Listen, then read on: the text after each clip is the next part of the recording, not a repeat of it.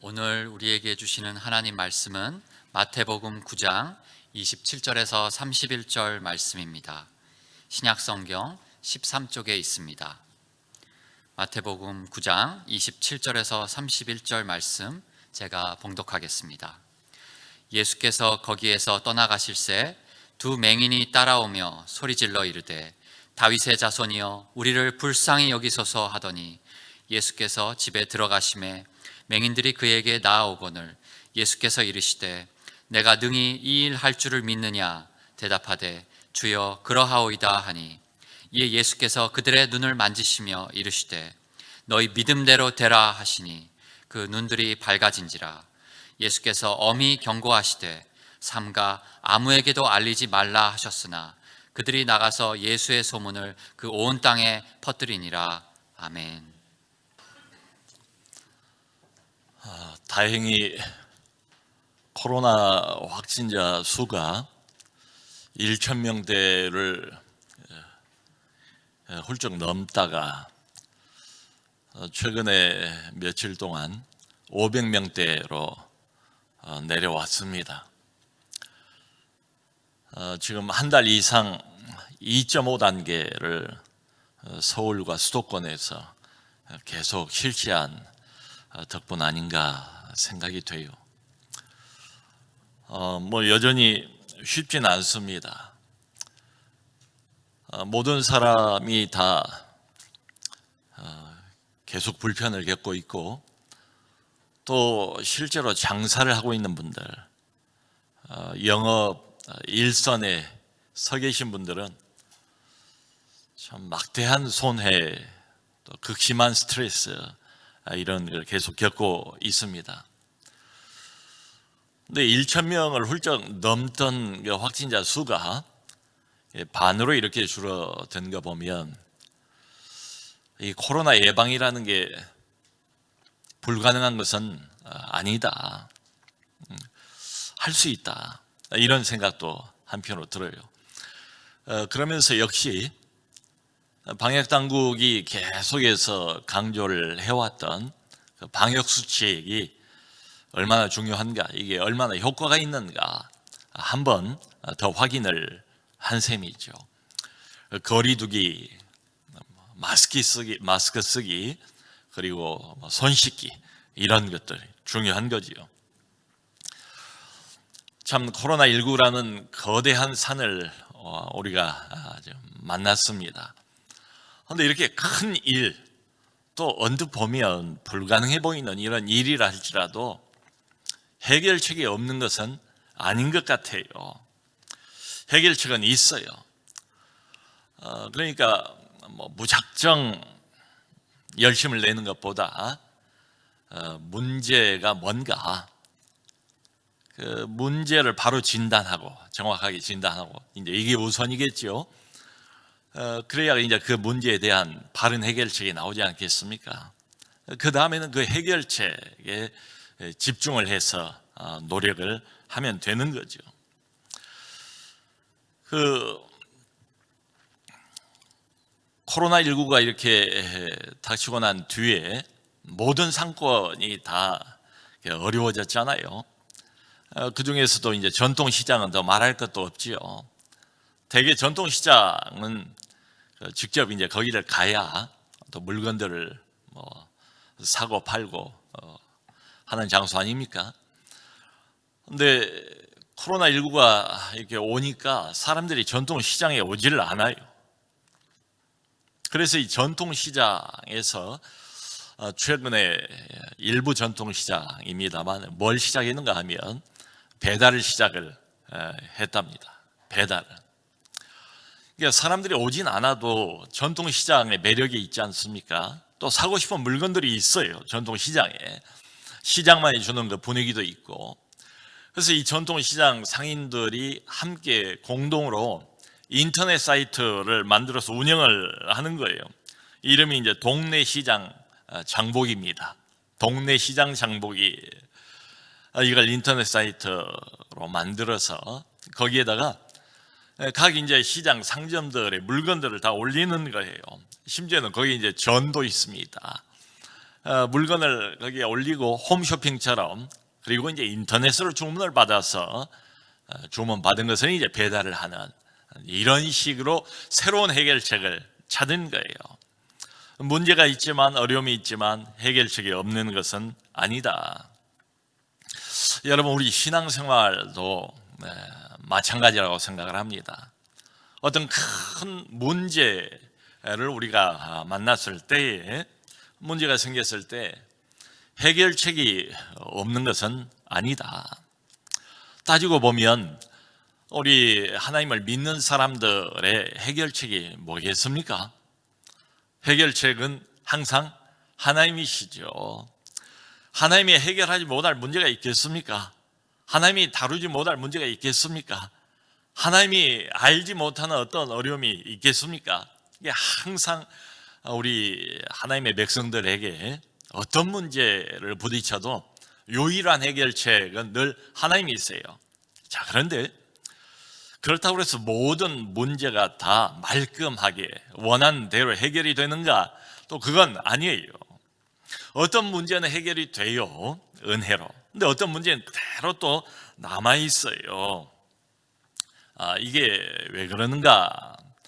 어떤 기도는 응답을 받는데 또 어떤 기도는 응답을 못 받고 그냥 갑니다. 이게 왜 그런가? 오늘 본문을 통해서 좀 살펴보려고 합니다. 오늘 그 본문에는 두 사람의 맹인이 등장을 하고 있습니다. 근데 결론은 뭡니까? 두 사람 다 반짝 눈을 뜬 거예요. 그러니까 평생의 문제, 평생의 간절히 원했던 소원, 해결을 받은 거지요. 물론 이건 하나님의 은혜입니다. 뭐 두말할 것 없어요. 하나님의 은혜입니다. 전적인 은혜입니다. 어떤 의사가 어떤 뭐 대단한 약이 이런 결과를 가져올 수 있겠습니까? 하나님의 긍휼과 자비예요. 그런데 한 가지 더 이제 살펴볼 것은, 그럼에도 불구하고 이 두 사람의 맹인들이 도대체 어떻게 했길래 이런 해결을 얻었는가, 이런 응답을 받았는가. 그러니까 문제가 있고 그 문제를 해결하기를 우리 모두가 다 바라는데, 근데 하나님께서 다 해결해 주시는 것은 아니지 않습니까? 어떤 기도는 금방 들어주시고 어떤 기도는 내내 안 들어주시는 것처럼 보이고 그래요. 뭐 코로나 상황이라 더더군다나 마음이 간절하죠. 하나님을 향한, 하나님 앞에 계속 기도합니다.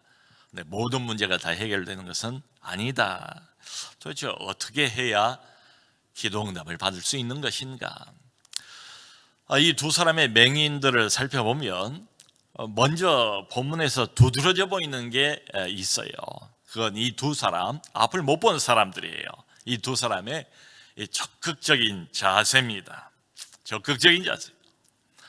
앞이 안 보여요. 근데 계속 예수님을 따라가는 모습을 본문에서 발견할 수가 있습니다. 예수님을 따라가면서 그냥 따라가는 것도 아니에요. 계속 소리를 지르면서 예수님을 쫓아가고 있습니다. 다윗의 자손이여 우리를 불쌍히 여기소서, 다윗의 자손이여 우리를 불쌍히 여기소서. 그 유명한 맹인이면서 거지였던 바디메오처럼 다윗의 자손이여 나를 불쌍히 여기소서. 바디메오하고는 다른 두 사람의 맹인입니다. 여러분, 당시 그 팔레스타인 지방에는 실제로 안질 환자들도 많고 맹인들이 그렇게 많았대요. 동편에서 계속해서 불어오는 흙먼지 바람, 그리고 항상 1년 내내 말라있는 수분이 없는 이런 땅 때문에 먼지가 많이 났고 많은 안질 환자와 또 많은 맹인들이 있었다고 알려져 있습니다. 이 맹인들이 예수님을 향해서 뭐라고 부르는가 하면 다윗의 자손이여, 다윗의 자손. 특별한 표현의 의미는 당시 유대인들은 다 압니다. 메시아라는 겁니다. 메시아, 앞으로 오실 메시아, 다윗의 자손. 그러니까 다윗의 자손, 다윗의 혈통에서 오시는 분이라고 부른다는 것은 이분을 이 두 사람의 맹인이 오실 메시아로, 구약 성경에 예고하고 하나님께서 약속한 메시아로, 구원자로 알고 있었다, 그렇게 믿고 있었다는 걸 보여주는 거죠. 그 이사야서 35장을 보면 그런 예고가 나와 있어요. 앞으로 장차 어느 날 하나님이 정하신 날에 이 땅에 구원자를 내려보내실 터인데 그 메시아가 이 땅에 와서 무슨 일을 할 것인가, 이렇게 되어 있습니다. 맹인의 눈이 밝을 것이며 듣지 못한 자의 귀가 열릴 것이며, 그리고 말 못하는 자의 혀로 노래하리니. 일종의 회복이죠.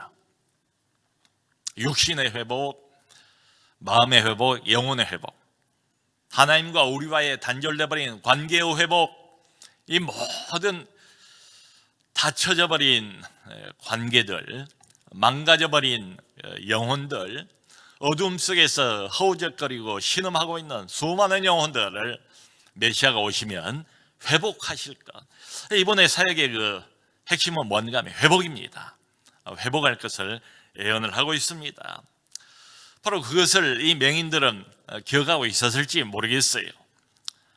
이분이 메시아다, 다윗의 자손이다, 그러면 반드시 구약의 약속처럼 말씀 따라서 우리를 회복하실 것이다. 그리고 이미 이 지역이 가버나움인데 예수님께서 놀라운 기적들을 행하고 계신다는 것을 이 맹인들이 소문을 들었습니다. 정말 놀라운 기적들이 예수님 이분을 통해서, 이분의 손을 통해서 이분이 만지기만 하면 고쳐지고 낫고 병이 떠나가고 회복이 된다는 것을 여러 차례 반복해서 이 사람들이 들었어요. 그러니까 마음속에 믿음이 생겼겠지요. 자, 그래서 계속 부르면서 다윗의 자손이여, 구원자여, 나를 불쌍히 여겨주소서. 그런데 계속 예수님을 따라갑니다. 그런데 어디까지 따라가는가 하면 여기 28절을 보면 예수님이 어느 집 안으로 들어가셨대요. 학자들은 여기를 마태의 집이다, 어떤 다른 제자의 집이다, 이렇게 추정을 합니다. 누구 집인지는 모르지만 하여튼 예수님께서 알고 있었던 어떤 제자의 집이 아닌가 싶어요. 자, 보이지 않는 가운데서 계속 소리 높여 부르짖으면서 이분을 추적합니다. 따라갑니다. 근데 제대로 따라갈 수 있을 것 같지도 않아요. 잘 안 보이니까. 그럼에도 불구하고 어디까지 따라갔는가, 이게 중요해 보여요. 예수님이 남의 집으로 들어가셨어요. 말하자면 문 닫았어요. 그런데 보면 그 집 안까지 이 맹인 두 사람이 따라 들어가요. 쫓아 들어왔어요. 여러분 한번 상상을 해보세요. 앞을 보지 못하는 이 두 사람이 한 사람을 계속 쫓아서 가다가 어느 집 안으로까지 들어가는 게 결코 쉬운 일일 것 같진 않아요. 지금도 간절한 심정을 가지고 절박한 목소리로 계속해서 다윗의 자손이여, 다윗의 자손이여 따라가면서 그렇게 외쳤어요. 그런데 아무 반응을 보이지 않았어요. 그리고 남의 집으로, 어느 집으로 들어가 버렸어요. 문이 닫혔어요. 이를테면. 그럼에도 불구하고 뒤로 물러나지 않고 그 집 안으로까지 쫓아 들어갔습니다. 그러니까 포기할 수가 없었던 거죠. 여러분, 우리가 A도 있고 상식도 있고 그렇지 않습니까? 공중 도덕이라는 것도 잘 지켜야 되지 않습니까? 근데 이럴 때 여러 생각을 하면 이런 행동 어려워요. 안 그렇습니까? 남의 눈치를 보면 감히 이렇게 행동을 할 수 있겠습니까? 자칫 이게 무례하게 보일 수 있는 행동이잖아요. 그런데 이런 거 상관없어요. 이 두 사람에게는 그거 따질 만큼 한가롭지가 못해요. 그거 아랑곳하지 않고 계속해서 예수님에게 착 달라붙는 겁니다. 그러니까 그만큼 간절한 거예요. 이분을 도저히 놓칠 수 없다, 이분을 붙들어야 한다, 이 간절한 마음이 있는 거지요. 어쨌든 예수님에게 착 달라붙어서 안 떨어지려는 대단히 적극적인 자세를 이 맹인 두 사람이 보이고 있습니다. 그 얼마 전에 제 사무실 유리창 바로 밖에 보면 거기 이제 전기선도 있고 무슨 배관도 있고 그래요. 위에서 아래로 쭉 관이 내려져 있는데 그걸 보호하기 위해서 겉에 이제 뭐 단단한 스폰지 같은 걸로 이렇게 쌓아놨어요. 피복을 만들어 놨어요. 근데 겨울이 다 됐는데 12월 언제인 것 같아요. 이렇게 언뜻 보니까 창문 밖에 그 피복 그 껍데기에 그 고치, 여러분 그 누에고치 있지 않습니까? 고치가 이제 겨울을 나기 위해서 실 같은 것으로 온통 자기를 이렇게 감고 거기에 찰싹 달라붙어 있는 거예요. 그게 적지가 않아요. 여기 엄지 손가락 길이 정도 이게 되는 상당히 큰 고치가 붙어 있어요. 저는 이제 생각에 그 피복 껍데기가 상하지 않을까 하는 생각이 들어서 저걸 좀 떼어야 되겠다 해서 창문을 열고 손으로 그걸 이제 떼려고 했어요. 근데 이게 안 떨어지는 거예요. 생각보다는 단단하게 붙어 있어요. 그래서 제가 그것을 억지로 떼내려고 애를 쓰다가 떼냈는데 그 피복 껍데기가 같이 떨어져 나왔어요. 얼마나 이 고치가 단단하게 찰싹 달라붙어 있던지 제가 그걸 보면서 참 마음속에 감동이 있었습니다. 참 대단한 생명력이다. 대단한 생명력이다. 경이로운 생각이 들더라고요. 마치 이런 것처럼 이 두 사람의 맹인도 이분을 떨어지면 안 된다. 이 기회를 놓치면 안 된다. 어떻게든 이분을 붙들어야 된다. 이런 심정으로 찰싹 예수님에게 달라붙어 있는 이런 모습을 봅니다. 성도 여러분, 예를 들어서 우리 이제 아이들이 부모님에게 엄마에게 때로 뭘 사달라고 조르지 않습니까? 근데 이 아이가 조르긴 하는데 보니까 뭐 그렇게 심하게 조르진 않아요. 그러면 부모님이 어떤 생각을 합니까? 요즘 같은 코로나 시대에 돈도 별로 없는데 이 아이가 이렇게 한두 번 이야기하다가 그치겠구나, 그냥 넘어가도 뭐 되겠구나 라고 내버려 두지 않겠어요? 근데 이 아이가 그냥 울며 불며 생떼를 쓰면서 이걸 사달라고 뭐 조른다고 한번 생각을 해보세요. 그러면 부모님 생각이 어떨까요? 벌써 이 아이 보면서 접근 방식이 달라지지 않겠어요? 야, 이거 이대로 그냥 넘어가기가 어렵겠구나.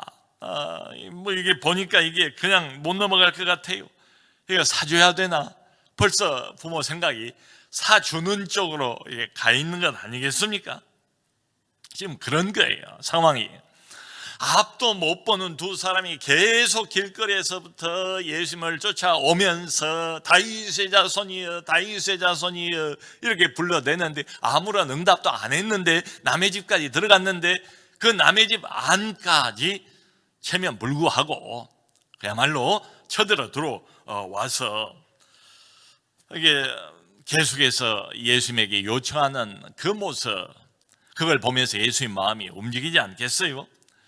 하는 말이라고는 나는 당신이 다윗의 자손인 것을 믿습니다. 당신이 하나님이 보내신 구원자이심을, 메시아이심을 내가 믿습니다 라고 외치면서 예수님의 도움을 요청하는데 여러분, 주님이 마음이 움직이지 않겠습니까?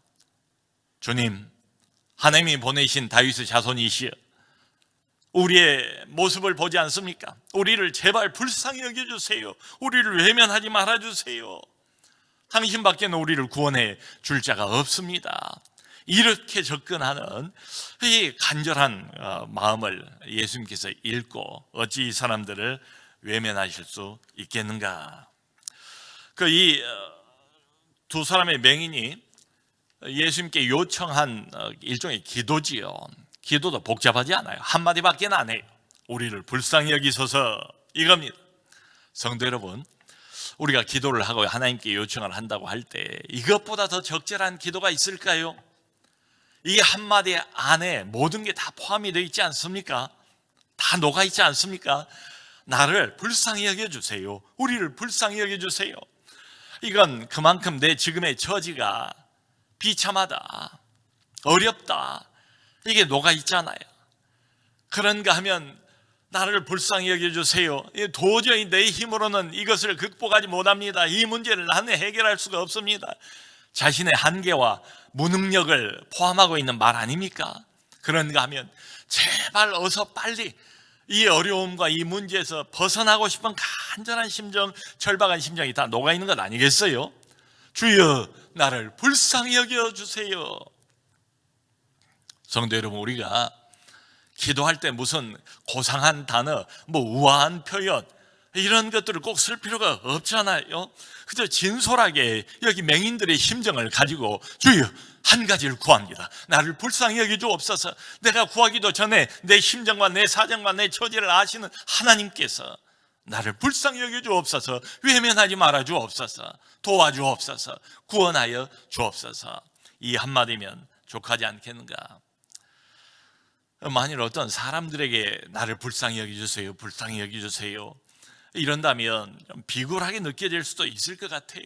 여러분, 그런데요, 우리 하나님께 하나님이여 나를 불쌍히 여겨주세요, 이건 언제나 적절한 기도입니다. 바람직한 기도예요. 하나님이 들으신 기도예요. 여러분, 우리는 따지고 보면 연약한 피조물에 불과하지 않습니까?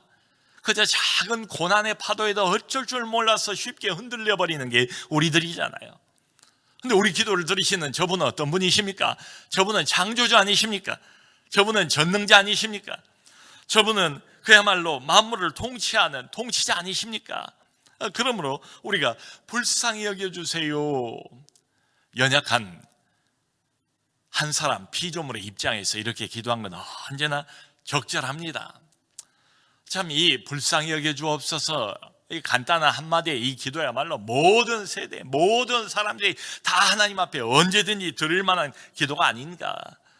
어떤 경우에도 해당되는 보편 타당한 기도가 바로 이 기도 아닌가. 아마 코로나 시대에 이 코로나 상황에 얼마나 많은 사람들이 다양한 어려움을 겪고 있습니까? 해결하지 못할 정막강산인 이런 문제들을 만나는 경우가 얼마나 많아요.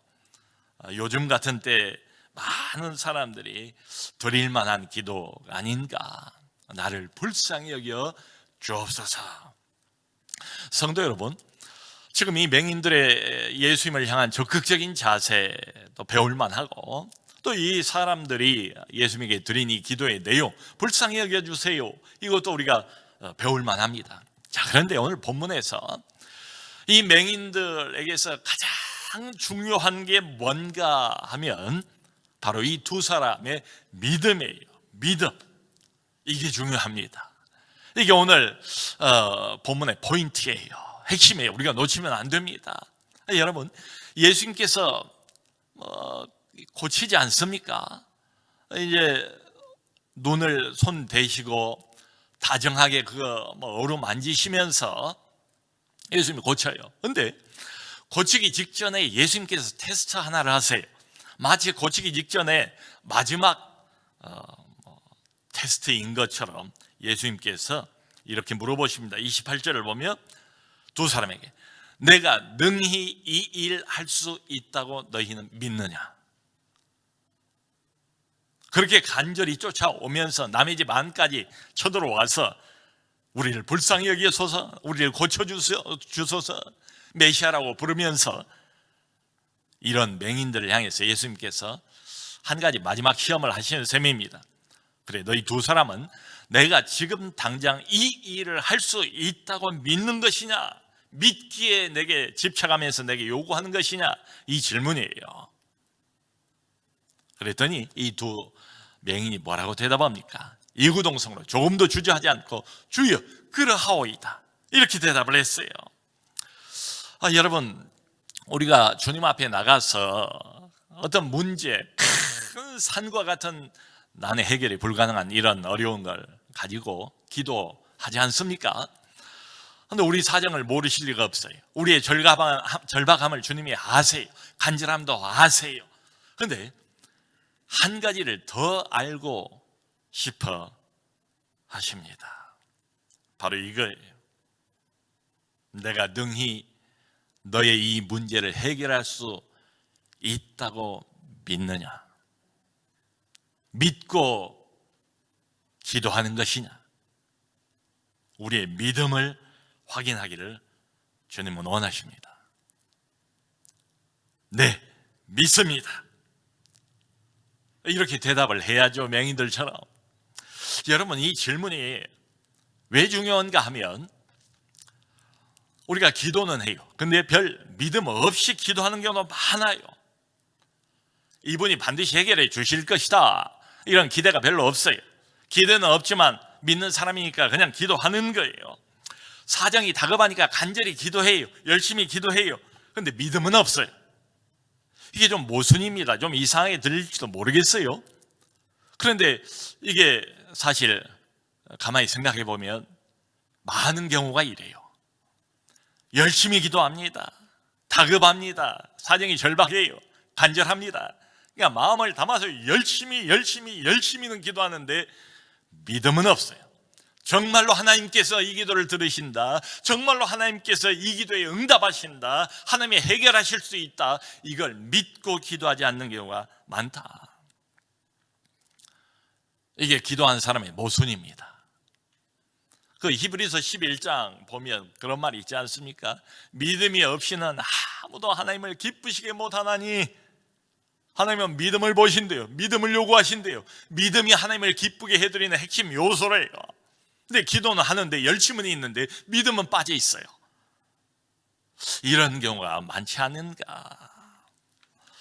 그 마가복음 9장을 보면 예수님이 변화산 올라갔을 때 그 변화산 아래에 아들이 귀신 들렸어요.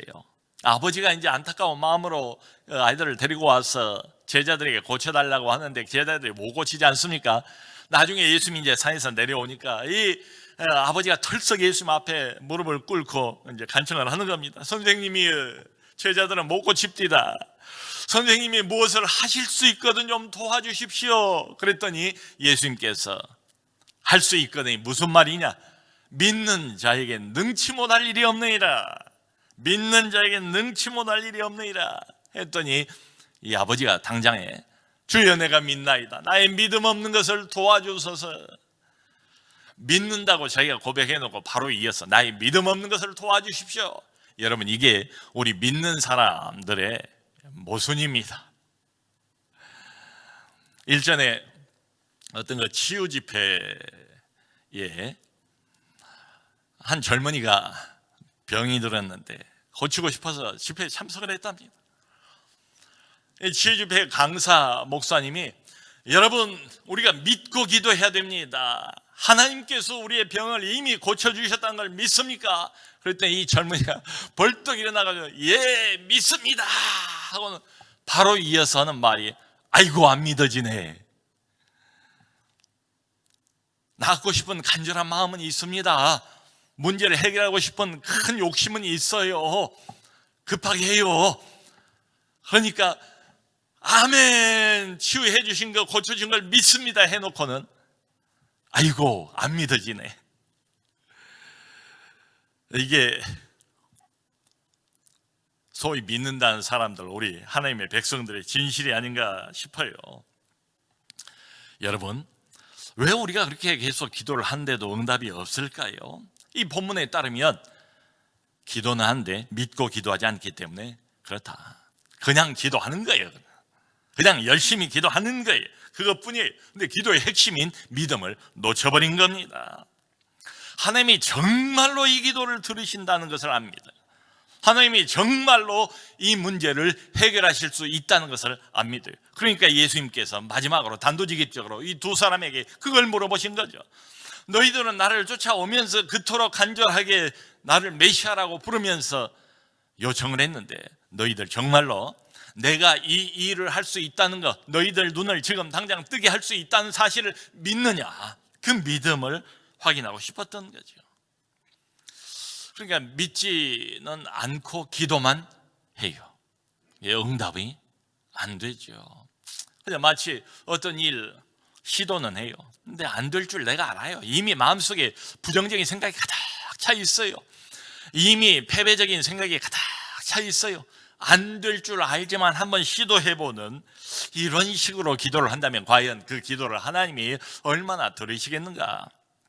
여러분, 오늘 이 마태복음 9장 이 문맥을 보면 온통 믿음 이야기입니다. 처음부터 계속 믿음이 강조돼요. 그 9장 앞부분에 맨 처음 나오는 게 그 유명한 중풍병자 고치신 사건이에요. 예수님이 이 중풍병자를 왜 고치셨겠습니까? 중풍병자는 못 움직여요. 근데 그 친구들이 중풍병자를 침상에 들고 와서 그리고는 예수님 앞에 지붕을 뚫고 내려뜨리지 않습니까? 이 성경을 보면 그렇게 나와 있어요. 이 친구들의 믿음을 보시고 중풍병자를 고치셨다. 이분이 고치실 거라는 믿음이 없었다면 남의 집 지붕까지 뚫고 침상을 그렇게 내릴 리가 있겠습니까? 그 바로 뒤에 12해 동안 혈루병으로 고생한 한 여인 이야기가 또 바로 뒤이어서 나와요. 여러분, 이 12해 동안 여러 의원을 찾아다녀보고 돈을 많이 썼지만은 고치지 못했던 이 여인이 만일에 예수님 이분이 정말로 나를 고칠 수 있다는 이 믿음이 없었다면은 예수님 뒤로 가만히 몰래 다가가서 예수님의 옷가에 손을 대는 이 이상하고 과감한 행동을 했겠습니까? 그리고 바로 이어서 예수님께서 달리다가 죽은 소녀를 살려내는 장면이 나와요. 그 집으로 가고 있는데 하인들이 와가지고 소녀가 이미 죽었습니다. 이제 끝났습니다. 선생님을 더 괴롭게 할 필요가 없습니다. 이렇게 전가를 보냈어요. 이 예수님이 그 말을 듣자마자 회당장 그 야이로의 딸인데 야이로에게 두려워 말고 믿기만 하라. 두려워 말고 믿기만 하라. 그러니까 계속해서 중풍병자, 혈루병, 이 죽은 소녀 문제를 해결하는 데 있어서 예수님이 강조하는 것은 하나입니다. 문제가 무엇이든 환경이 어떻든 신경 쓰지 마라. 나는 하나님이다. 나는 전능자다. 내게 불가능한 건 없다. 믿기만 하라. 믿기만 하라. 믿음을 강조하고 있어요. 주여 그러하오이다. 주님 믿습니다. 예수님이 당장에 뭐라고 말씀하십니까? 너희 믿음대로 되라. 믿음대로 되라. 안 믿으면 안 믿은 대로 되라는 소리도 깔려 있는 것 아니겠어요? 믿음대로 되라. 여러분, 예수님께서 이렇게 말씀하지 않았다는 사실. 너희 아는 대로 되라. 지식대로 되라. 소원대로 되라. 그게 아니고 믿음대로 되라. 지금 이 맹인들에게 어떤 신학을 묻고 있지도 않아요. 내가 하나님의 아들인 걸 너희 믿느냐? 이 질문 아니잖아요. 내가 너희 죄를 사하기 위해서 이 땅에 죄 사함을 위하여 내려온 구주인 걸 아느냐? 이걸 물어보는 것도 아니에요. 왜 너희들의 영혼 문제를 먼저 고려하지 않고 몸만 고쳐달라고 하느냐? 이렇게 말씀하고 계신 것도 아니에요. 여러분, 눈을 못 보는 사람이 눈을 고치기 위해서 하나님 앞에 나오는 건 지극히 현실적인 문제 아닙니까? 배가 고픈 사람이 먹을 양식을 달라고 말하는 것도 지극히 현실적인 문제 아닙니까? 근데 날마다 매일매일 일용할 양식을 구하라고 말씀하신 분이 누구냐면 바로 예수님이세요. 우리의 이 지극히 현실적인 문제, 그런데 안타까워요. 이 문제를 해결할 방법이 없어요. 나는 무능력해요. 어디다 손을 벌리란 말입니까? 내게 오라. 수고하고 무거운 짐진 자들은 다 내게 가지고 와라. 살아계신 하나님이 듣지 못할 게 무엇이며 해결하지 못할 게 무엇이겠는가? 대신에 믿고 구하라. 믿고 구하라, 이 말씀이죠. 오직 한 가지를 요구하시는데 믿음이에요. 이분이 어떤 방식으로 내 눈을 뜨게 하실지 알겠습니까? 이 태산 같은 큰 문제를 아무리 내가 생각해도 방법이 없는데 어떤 방법으로 해결하실지 우리는 몰라요. 방법은 하나님 손에 있어요. 우리가 한 가지 아는 것은 결론입니다. 믿고 구하면 하나님께서 해결해 주신다. 응답해 주신다. 이 결론적인 믿음, 이게 중요해요. 여러분, 그 아주 캄캄한 칠흑 같은 어두운 방에 들어가서 불을 밝히려면 어떻게 하면 됩니까? 스위치를 켜면 되잖아요. 스위치를 켜면 전기라는 게 발전소에서 어떻게 만들어져서 변압기에서 어떻게 변화가 되어서 교류와 정류가 어떻게 가정으로 흘러들어와서 스위치를 켜면 이게 어떻게 연결이 돼가지고 불이 반짝하고 들어온, 우리가 그걸 다 알 필요 있습니까? 몰라요. 몰라도 괜찮아요. 우리가 안 건 한 가지밖에 없어요. 스위치를 켜면 전기가 들어오고 어둠이 물러간다. 그 스위치를 켜는 행위가 중요한데 그게 뭔가 바로 믿음이에요. 스위치를 켤 때 믿음을 가지고 켜자, 이 말이죠. 하나님이 내 기도를 들으신다. 반드시 들으신다. 이분이 해결하실 수 있다. 성도 여러분, 믿음이 없으면 기적도 없어요. 지금 이 기적을 벌이고 있는 이 장소가 가버나움이거든요. 가버나움에서 특별히 많은 기적을 예수님께서 베푸셨습니다. 그런데 참 흥미로운 것은 이 주민들이 예수님을 믿지도 않고 복음을 받아들이지도 않았대요. 그래서 어떤 말이 나오는가 하면 예수님이 자기 고향에서는 권능을 행할 수가 없었답니다. 그저 몇 사람 병자에게만 안수해서 고치실 뿐이었대요. 그리고 이렇게 많은 기적을 보면서도 믿지 않는 것을 이상히 여겼더라. 이 요점은 한 가지.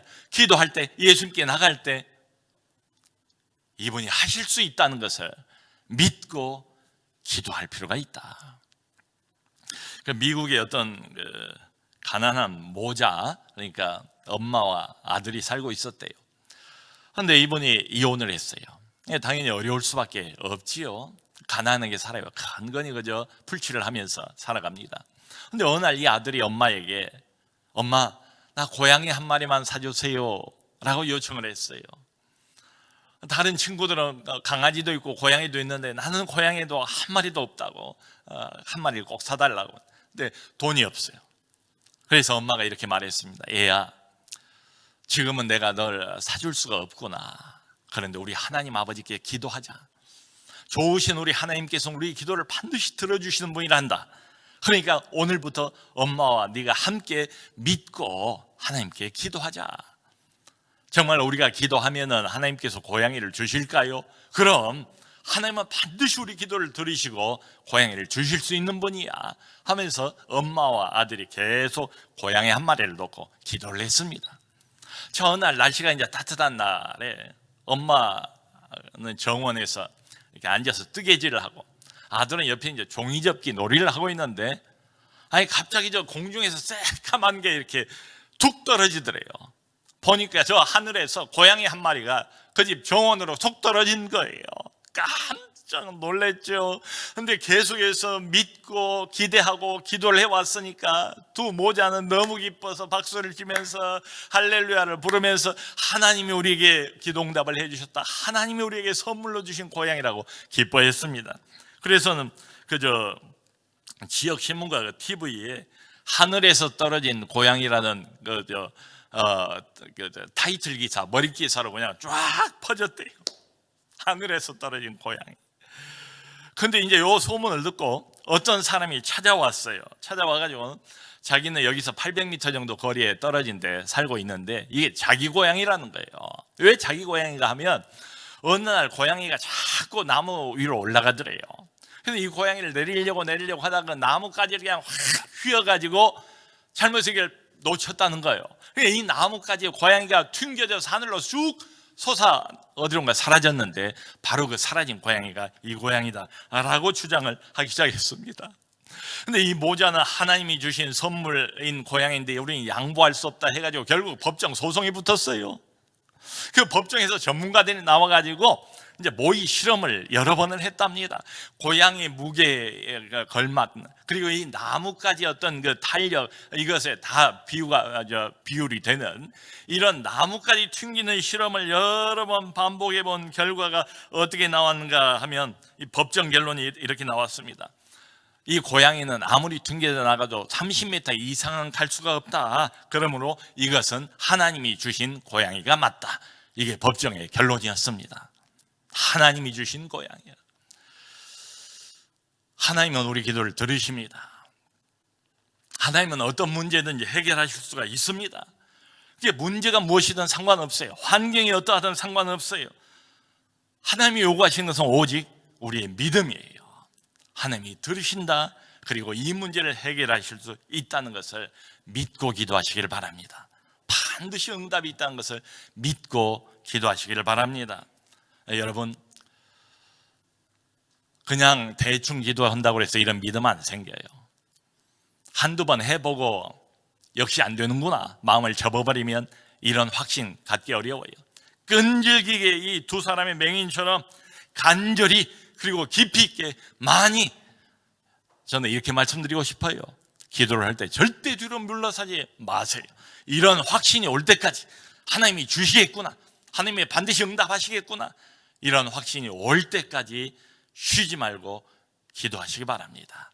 2021년 어떤 어려운 문제든지 믿음을 가지고 하나님 앞에 나가되 하나님께서 주신다 기적을 기대하시면서 기도하시고, 그리고 그런 기도 응답의 기적을 많이 체험하시는 2021년 되시기를 주님의 이름으로 축원합니다.